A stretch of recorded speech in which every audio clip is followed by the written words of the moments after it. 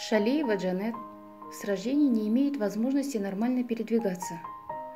У нее деформация нижних конечностей.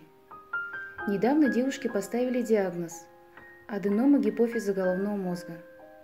Врачи рекомендуют операцию, после которой самочувствие Джанет улучшится, и в дальнейшем ей смогут провести операцию нижних конечностей.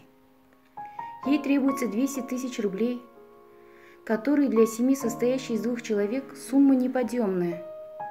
Мы просим каждого из вас принять участие в этом богоугодном деле. Давайте вместе поможем нашей сестре Джанет. Не оставайтесь равнодушными к чужой беде. Денежные средства вы можете перечислить на номер карты. Бывают сильные боли в ногах. Хожу коленями.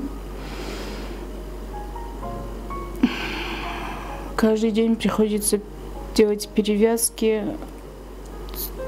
Сильные боли, которые надо не останавливаются без уколов.